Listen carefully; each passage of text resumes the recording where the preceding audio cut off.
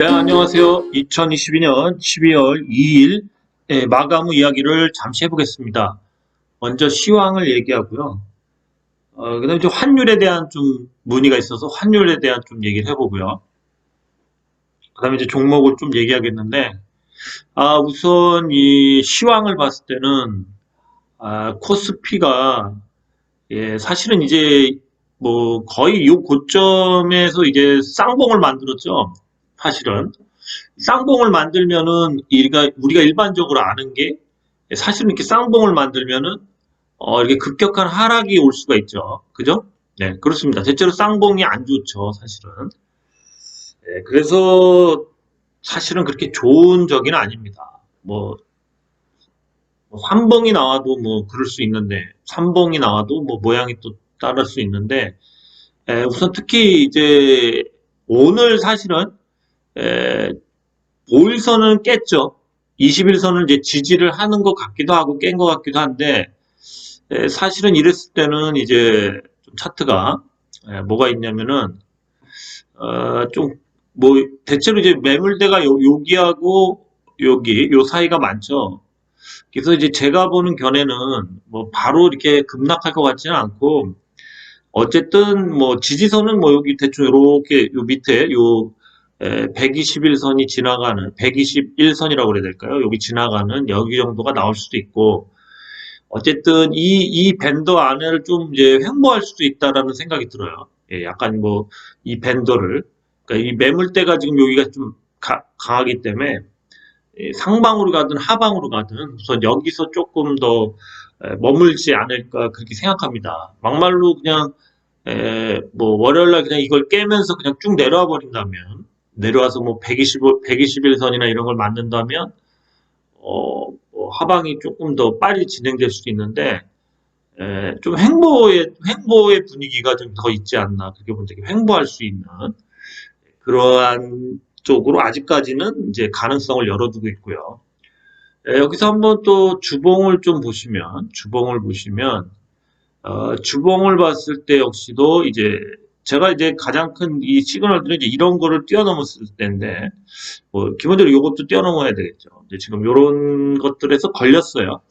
이게 주봉은 이제 5일선에 간단 걸려 있는 상황입니다. 그래서 뭐 지금 뭐 뭔가 속단을 하긴 좀 그래요. 뭔가 여기서 더 밀리기 시작한다면 하방으로 갈 확률이 좀 높겠죠. 하방으로 갈 확률이. 근데 아직까지 뭐 하방이라고 얘기하기는 좀 그렇습니다. 왜냐하면 주변 여건들이 조금 좋아지긴 하고 있거든요. 물론 이제 그 기업 자체적으로 봤을 땐 지금 뭐 돈도 마르고 있고 유동성도 지금 굉장히 안 좋아지고 있는데 이런 것들이 지금은 잠깐 이렇게 뭔가 눈을 가렸다? 잠깐 이렇게 수면 밑으로 가라앉았어요. 그러니까 이제 자금 시장이 안 좋고 뭐 부도설이 나오고 이런 것들은 뭐 이제 상시화되는 거고 그런 두려움 속에서 아직 확정된 건 없기 때문에 이럴 때는 주가가 횡보를 하거나 뭐 상승하는 경우도 있지만 대체로 횡보할 확률이 좀 높겠죠. 이럴 때 빠지는 확률은 좀 적습니다. 뭔가 더 어, 강한 시그널이 나와서 뭔가 악재가 터지지 않는 한은 좀 횡보할 확률이 좀 더 보여요. 그러면 월봉을 또 보시면 월봉까지 한번 이제 보시면 월봉을 보시면은 이제 5일선 정도까지 해서 지지가 되는지를 봐야 되겠죠. 그죠? 아직 그래서 하방이 좀 더 열려 있죠. 5일선 지지 이후에 강한 반등이 나오는지 한번 보죠. 강한 반등이 나오면 어디까지 열려 있냐면 대충 2750 정도까지도 열려 있습니다. 그래서 강한 반등이 나올지 아니면 그냥 횡보하면서 거기서 머물지 한번 코스피는 아직까지는 기대 심리가 좀 남아 있어요. 그러면 코스닥을 한번 보죠. 코스닥. 코스닥은 그런데 이제 뭐 일봉상에는 아직 시그널들이 이렇게 모여 있고 망가지질 않았죠. 5일선도 지지하고 있습니다. 5일선 위에 살짝 떠 있는 상황이기 때문에 아직까지 그렇고 뭐 급락이나 이런 시그널들은 안 나왔어요. 그리고 한번 주봉도 보시면 이거 코스닥이에요. 코스닥도 지금 이제 주봉상에는 전형적으로 요 20주선을 못 뚫고 있어요. 계속 때려맞고 있죠. 그러면서 수렴하고 있습니다. 수렴, 옆으로 수렴하고 있어요. 수렴을 이렇게 하고 있다라고 볼 수 있겠죠. 저 20 그 주선을 못 뚫고 있어요. 못 뚫으면서 수렴하고 있습니다. 이랬을 경우 역시 이것도 약간 아직까지는 또 횡보, 주봉상도 횡보할 수가 있다. 옆으로 미룰 수가 있습니다. 아직까지 급락이나 뭐 이런 시그널들은 없어요. 아직은. 그렇죠? 근데 이제 월봉상 봤을 때는 여기서 반등을 못 준다면 이 이평선도 밑으로 이렇게 꼬꾸라지고 있기 때문에 또 빠질 수 있는 여건도 되죠. 예, 그래서 월봉을 봤을 때 조금 안 좋죠. 하지만 이제 주봉이나 일봉을 봤을 때는 아직까지는 그게 뭐 급락이나 그런 시그널은 없고 횡보의 그런 모습이 나올 수가 있겠죠. 예, 그러니까 차트 자체로만 이게 분석을 해야지 뭐 여기에 뭐 자꾸 주위에 부도난다, 뭐 자금이 안 돈다 해서 떨어지겠지 이런 사고 방식을 하면 지금은 주식을 하면 안 돼요. 어쨌든 지금은 뭐 약간의 음, 유동성 자금들이 계속 해외 외국이나 이런 데 수급이 조금 들어와 줬기 때문에 그런 게 또 급격히 빠지는지를 또 봐야 되겠죠. 그죠? 그러니까 이 차트 자체적인 해석만 해야지 자기의 뭐, 주위가 이러니까 이렇게 되겠다. 그런 거는 조금 더 있다가 발생할 수 있겠죠. 당장은 좀 당장의 그런 수익을 낼 수 있다면 수익을 즐기는 게 나을 것 같습니다. 또 한번 환율을 조금만 보죠. 우선 환율에서 특히 아시아 환율에서 달러하고 일본 엔에 대한 달러 대 일본 엔에 대한 걸 보면 이게 저거 150엔을 찍었었죠. 10월 21일 불과 한 달 좀 보름 전이었는데 그 다음부터 이제 급격한 하락을 했습니다. 지금 현재 135엔 정도가 되는데 우리나라도 역시 지금 오늘 1,300원이 깨졌어요. 그래서 1,290 몇 원인데 지금 이제 당장은 환율이 크게 출렁일 것 같지는 않아요. 뭐더 빠질 자리도 없고 이제 더 오를 자리도 아직은 없어요. 그러니까 저는 이제는 뭐 여기서 더 빠진다? 빠져봤자 뭐 10원, 20원이고 이제 횡보를 역시 그 환율도 횡보를 할 확률이 좀 높다 이렇게 보고 있어요. 근데 이제 이걸 보면서 또 전에 제가 만들었던 차트를 보시면 환율이 앞으로 안 좋아질 확률이 높다라는데 배팅을 하는 게 맞다라고 보실 거예요. 한번 보시면. 네, 이거 전에 제가 만든 차트인데요. 여기서 이제 우리나라가 0.5%를 이제 금리 인상을 11월 24일 날 할 줄 알았는데 0.25%를 했죠. 그래서 이게 3.5%가 아니라 3.25%가 되죠. 예, 제가 지금 요거를 업데이트를 안 했는데요. 여기서 지금 이렇게 간단하게 좀 업데이트를 하면요. 3.25%가 되죠. 그런데 이제 미국이 0.5%를 하는 건 확실하죠. 0.5%일 때 이제 4.5%인데 0.75%를 할 수도 있겠지만 어쨌든 0.5%를 할 확률이 높다라는 얘기가 지배적이죠. 그러면은 뭐 지금 저는 이제 환율이 이거에 의해서 12월 13일 이후가 엄청 불안하다. 그래서 아마 12월 13일 이후에 아마 다시 어차피 역환율 전쟁은 이미 미국이 시작을 한 거죠. 금리를 올리면서 자신들의 뭐야, 돈 가치를 올리면서 금리도 올리고 그러면서 한마디로 해서 이제 높은 금리 쪽으로, 그 안전한 자산인 달러 쪽으로 돈이 흡수되는 그러한 뭔가 효과를 노리고 그러면서 또 인플레를 또 잡으려는 그러한 이제 미국의 뭐 정책인데, 예, 그렇죠. 지금 이 역환율 전쟁을 이렇게 그냥 흐지부지하게 이렇게 요만큼 하고 끝나지는 않을 거라는 게 대세적인 논리예요. 그렇죠? 그랬을 때 이게 다시 이제 그래서 만약에 4.5가 된다면 우리나라하고 차이도 얼마가 나냐면 1.25%가 나겠죠. 그죠? 1%가 아니라 1.25%. 만약에 이 0.75%를 올린다면 큰일 납니다. 그럼 이렇게 되면 0.5%예요. 이건 뭐 그럼 우리나라 아무리 버틸래도 좀 쉽지 않을까요? 쉬울까요? 예, 그렇죠. 근데 이제 여기서 중요한 거는 이제 이 일본 자체가 유럽과 영국도 그 금리를 계속 올리고 있죠. 미국과 보조를 맞춰서 역환율 전쟁을 하기 위해서. 근데 유일하게 일본만 마이너스 1.0%라는 거죠. 그러면은 지금도 현재도 거의 4% 정도가 차이가 나는데 만약에 이제 12월 13일에 4.5%만 된다고 쳐도 미국과 일본이 금리 차가 4.5%가 납니다. 그러면 일본이 무너지기 시작하지 않을까 하는 거는 이 헤지 펀드들이 이걸 놔두질 않죠. 어차피 미국의 그런 이 역환율 전쟁, 금리를 올리는 정책을 누구만 안 따라가는 거예요? 예, 일본만 안 따라가는 거죠.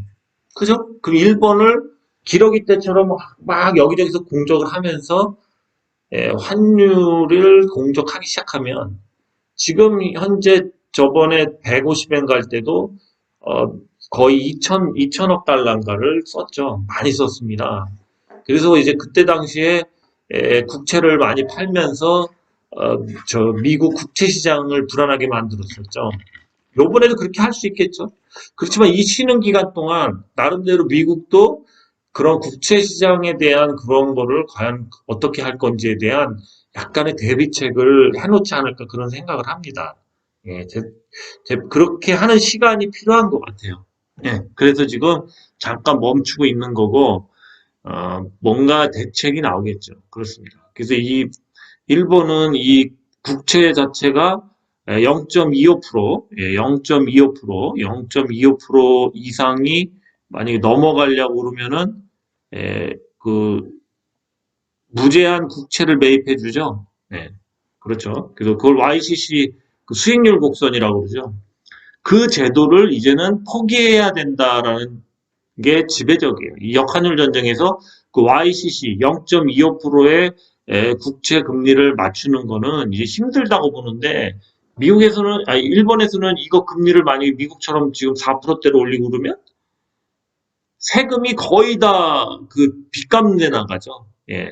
베네수엘라가 국가부채 1위, 2위가 230%인 일본이죠. 예. 그래서 지금 일본은 그거에 의해서라도 뭐 한마디로 파산할 수밖에 없는 상황이 오죠. 자신들이 그 발행한 국채에 대한 이자만 갚는데도 거의 뭐 한 2, 3%만 올려도 세금의 반을 다 써야 된다. 그 정도로 일본은 한마디로 엄청 심각한 상황으로 빠지는데 그렇다고 이 YCC 그 수익률을 0.25%의 채권을 맞추면서 금리를 안 올리는 이런 상황을 할 수 없는 그런 이유들 중에 하나가 인플레죠, 인플레.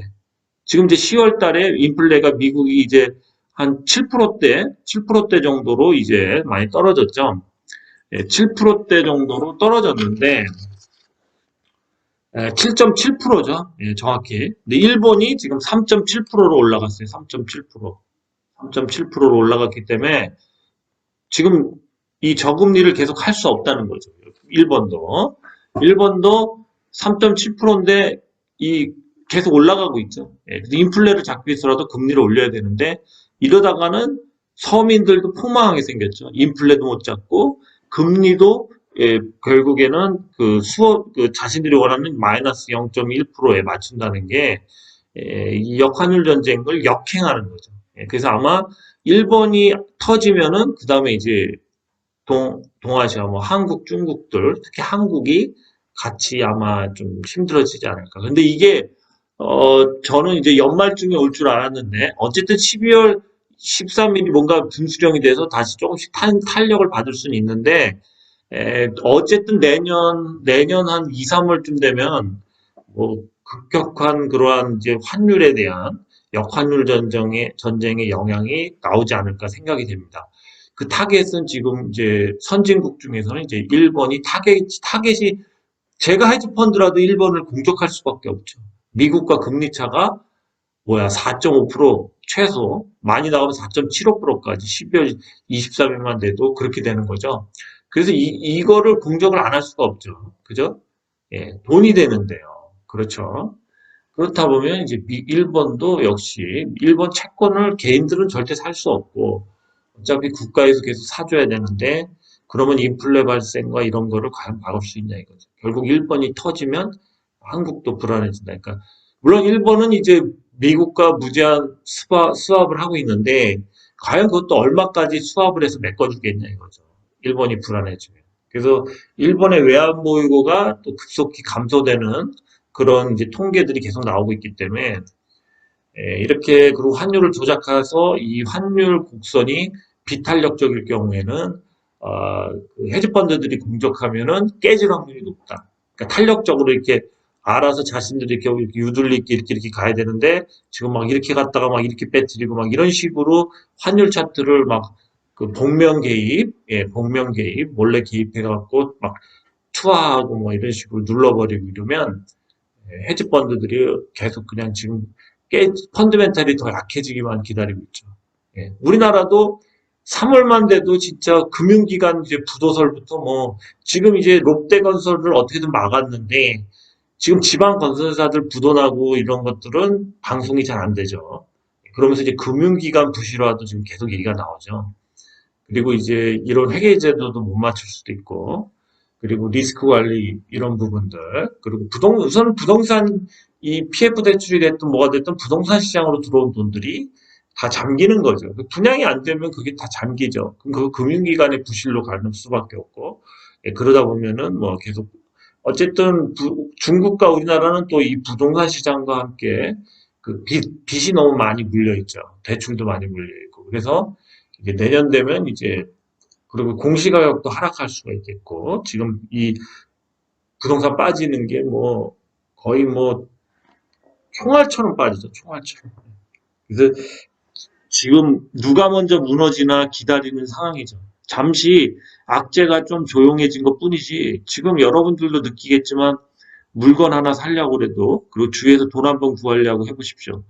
30만 원을 일주일 동안 쓰면은 다음 주에 50만 원을 갚으라고 합니다. 지금 사채 시장이 그렇게 돌아가고 있기 때문에 30만 원을 빌리면 일주일 후에 50만 원을 입금하라고 그래요. 이게 사채 시장이에요, 지금. 이 정도로 개인들뿐만이 아니라 기업들 다 돈줄이 말라서 누가 먼저 터지냐예요.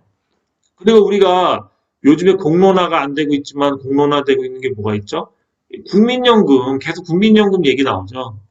국민연금이 해외 투자에 이러한 거라, 물론 그동안 잘했지만, 이 해외 투자에 뭐 채권 같은 것도 있지만, 뭐 그런 이런 뭔가 주식 투자도 했을 거고, 또 건물이나 땅 이런 것도 했죠. 근데 그런 게 지금 세계적으로 지금 부동산이나 이런 그런 채권값이나 이런 게 무너지면서 국민연금도 지금 손실액이 엄청 크다는 얘기가 계속 들려요. 그래서 이게 만약에 다시 이렇게 국민연금에 대한 그러한 이제 다시 재평가, 채권에 대한 재평가, 매수식 평가액으로 돼 있는데 이런 게 다시 이루어졌을 때 국민연금까지도 흔들릴 수가 있어요. 지금 제일 투자를 잘한다. 그러니 나머지 사모펀드나 뭐 이렇게 사적인 회사에서 운영하는 펀드들 그런 펀드들이 과연 제대로 수익을 낼까요?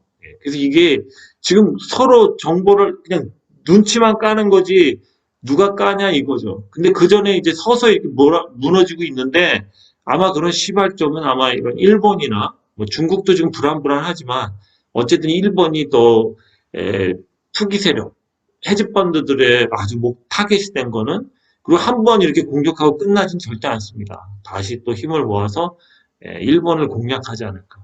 근데 12월 13일부터 만약에 공략을 한다면 금리 차도 너무 많이 나죠. 거의 4.5%가 미국과 차이가 난다는 거. 그럼 미국으로 돈이 엄청나게 빨리겠죠.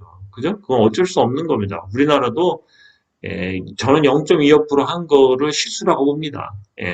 미국이 이제 0.5% 하게 되면 우리나라도 1.25%가 나기 때문에 12월 13일 이후에 아마 그때부터는 이 환율부터 금융시장이 요동을 치지 않을까 그렇게 예상이 돼요. 제 예상은 그렇고 저도 뭐 이런 어차피 지금 달러를 매수를 해야 되는 시기라고 봐요 저는. 예. 지금 달러를 다 내놓고 있기 때문에 지금 매수를 해야 된다고 봅니다. 길게 봐서 한 달 후면 아마 환율이 그때부터는 조금씩 또 변동이 있지 않을까. 12월 13일 이후를 잘 지켜보세요. 그때도 환율이 뭐 계속 떨어진다면 뭔가 미국의 시스템적인 문제, 이 강달러, 달러 자체의 문제가 만약에 뭐 그런 부분들이 아니라면 달러 자체의 문제는 아니라고 봐야 되겠죠. 그죠? 근데 저는 12월 13일 이후에 미국의 월가의 이런 투기 세력들이나 이런 헤지펀드들이 과연 달러 패권을 놓을까요? 현재까지. 저는 역환율 전쟁은 다시 또 시작된다. 그랬을 때 과연 어디가 먼저 터지냐의 문제입니다. 우리나라 자체가 어떻게든 끼역끼역 막아도 일본이 터지면 뭐 일본의 단기 자금들이 또 우리나라에 들어와 있는 게 빠질 수도 있는 여건도 되고요. IMF 때처럼 이제 단기 자금이 또 빠져나갈 수도 있는 거고. 여러 가지 우리나라는 어쨌든 일본이 망가지면 같이 망가진다라고 보는 게 맞죠. 그죠? 그렇게 상식선에서 생각을 해보시면 아마 뭐 천천히 뭔가 불안한 기운은 오고 있습니다. 다만 지금 주식시장이 어쨌든 그런 것들이 이게 수면 아래에 있을 때 좀 상승하거나 횡보하는 거라고 저는 봐요. 이럴 때 또 수익을 내면 되는 거고 그 다음에 다시 이제 악재들이 수면에 나오는 거는 뭐 조만간 뭐 그건 여러분들도 예상이 되죠. 예, 조만간 그 수면 위로 올라올 거라는 거는 다 그렇게 예상하는 대로 흘러가는 거죠. 그럼 이제 종목을 좀 보겠습니다. 좀 환율에 대한 얘기가 좀 길었네요. 그래서 좀 환율이 다시 역환율 전쟁은 시작될 거다. 역환율 전쟁은 금리를 올려서 자신의 돈 가치를 올리는 건데 미국이 주도적으로 하고 지금 거기에서 갭이 계속 늘어나는 일본. 일본은 언젠가는 뭔가 큰 충격, 터질 확률이 높다. 그렇게 보고 있습니다. 그러면서 우리나라도 안 좋아지겠죠.